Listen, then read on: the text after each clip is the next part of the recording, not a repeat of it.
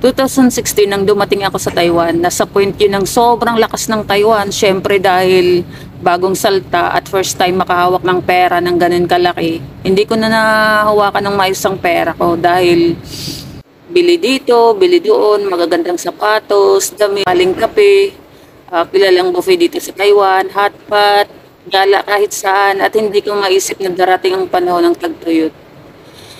Pagpatok ng pandemic, nagsimula ang lahat. Nawalan kami ng overtime. Hindi ako nakaprepare. Walang savings. At bigla na lang nag-lay off. Tinamaan ang karamihan ng company dito sa Taiwan. Karamihan ay biglang napauwi nang hindi inasahan. Karamihan naman ay maswerteng nakahanap ng malilipatan.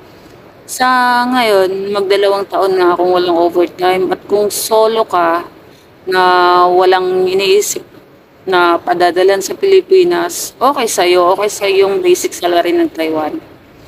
Sobrang malaki na nga yun eh. Pero kung kagaya ko, ako lang inaasahan, ang basic salary ng Taiwan, kulang talaga. Pero may mga diskarte naman tayo para makasurvive sa ganun kapag nasa said talaga, walang-wala na. May mga diskarte naman ginagawa tayo para dyan. Katulad ng ganito, pagluluto sa CR, patago, kasi bawal nga to Monday to Friday, bawal, maliban lang kung Saturday at saka Sunday. Maraming nag-iikot pag nahuli ka, automatic na in-warning letter ka na. At lalo na ngayon at nasa kalagitnaan ng layoff tayo, kaya mahirap ang gumagawa ng ganitong pagkakamali. Para makatipid ka, tumambay ka dito. Tumambay ka dito sa baba. Kasi madaming magbibigay ng mga tira-tira. Tulad kagaya nito. Oh. Tirang ganito. Bigay sa atin, di ba? Hindi, nakalibre na tayong tanghalian. Yung itlog natin na dagdagan ng manok, di ba? Yung kapa. Tapos ito, nakalibre din tayo. So din yun, tambay ka lang dito sa baba. Madaming mga tira-tirang magbibigay sa'yo ng pagkain. Pag Saturday, dami kasi nagluluto. Pag Saturday at saka Sunday, sarap tumambay dito. Sa table sa baba. Dami nagluluto dyan sa gilid-gilid. Minsan kasi, kunyari kung gusto mo talagang makatipid, kailangan mo dumiskarte. Minsan yung iba, nagluluto na lang kahit saan.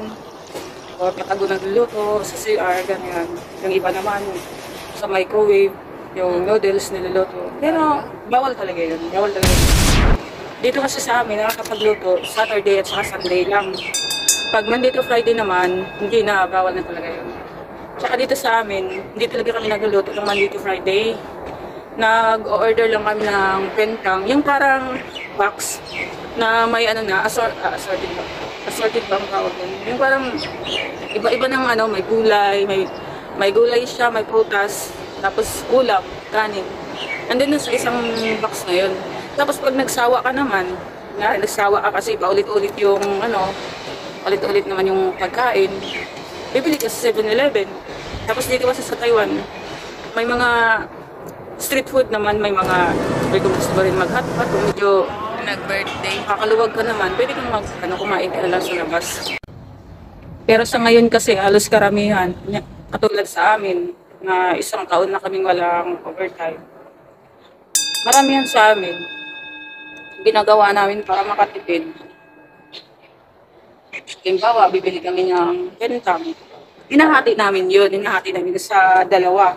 Kung kakain kami ng tanghalian, yung pentang na yun, in-order namin, hatiin namin yun ng 2 times para kakainin namin sa hapunan naman. Ganun, para makatipid. Tapos pag Saturday, magluluto na lang kami. Kung gusto naming bumili sa labas, lulutuin na lang namin. Hindi katulad sa ibang bansa, katulad sa Europe, na kapag pwede silang nakakapagluto sila, hindi bawal. Dito kasi bawal. Kasi siyempre nasa loob ka ng company. Yung door namin kasi nasa loob ng company. Talagang mahigpit, pinagbabawal talaga yun. Kahit nga sa apartment nag-apartment ka, walang ano, yung walang lutuan, walang kitchen area. Ano lang siya, parang kwarto lang siya. Kasi nung nakapag-apartment ako nun, nakapag-apartment kami nun, sa nakuha naming apartment, kwarto lang siya. Wala siyang ano na para may lutuan. So ang ginagawa namin, siyempre mahal yung bayad sa yung monthly ng apartment. Ginagawa namin, mamalingki kami tapos nagluluto kami sa CR. Ang malala pa doon, yung CR, walang exhaust fan. Kulob yung amoy ng ano, ng niluluto mo, yung usok. Andun lang, ano lang sa kwarto, sa loob lang ng kwarto. Siyempre, mamimiss mo yung pagkain Pinoy. Need mo ano talaga, magluto. Dito sa Taiwan ngayon, di na tulad ng dati na kahit Saturday may pasok, halos araw-araw na lang may overtime. Ngayon, wala na. Hindi na tulad ng dati na pag Sunday, halos karamihan nagala. Ngayon, kumbaga sobrang ano na talaga, higpit sinturon na.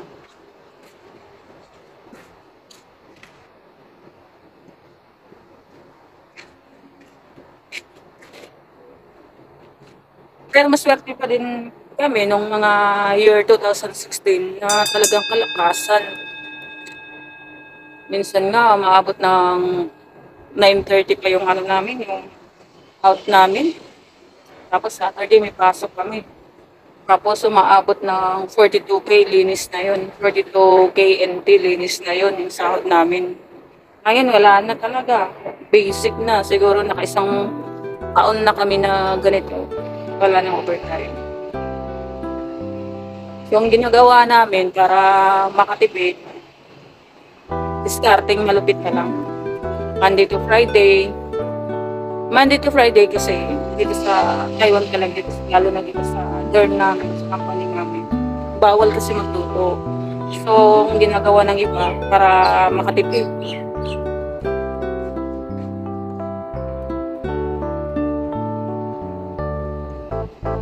Hindi ka rin kasi pwedeng basta nagluluto ng Monday to Friday. Kasi may mga bisita kasi.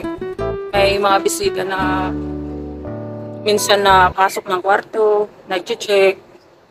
So, nagpipintang talaga. Bawal talaga magluto. Like sa ibang bansa, like Europe or Canada, nakakapagluto sila kasi hindi bawal. Pero dito sa Taiwan, takot kasi sila sa sunog. Tapos lalo pa, dikit-dikit lang dito, tapos nasa loob pa ng company yung dorm. Kahit nagbabawal, sobrang higpit ng pagbabawal dito. So that's it for today's video guys. Na-share ko lang yun kasi experience is the best teacher talaga. Mas maganda talaga pag na-experience mo yung mga nangyari. Para next time, pag may pera ka na, pahalagahan mo na. Hindi yung gastos ka lang, di ba? Pero ngayon na-experience ko na, syempre, next magtitipid nga ako. Kasi sa dami na nang nangyari, na ganun talaga yung pera. Oh, see you in my next vlog. Bye.